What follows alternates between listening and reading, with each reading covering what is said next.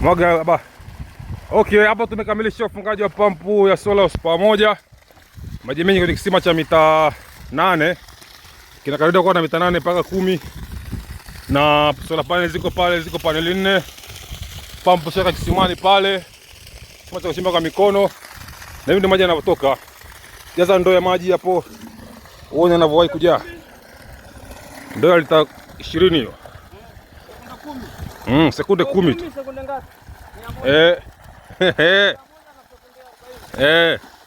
Maji ni mengi kama unavyoona.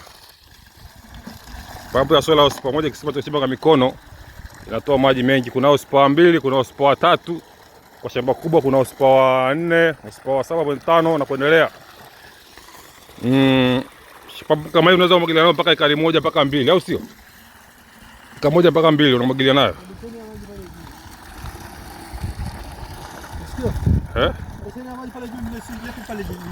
Lisafishe kwanza. Uko endelea kutoka. Mwaga.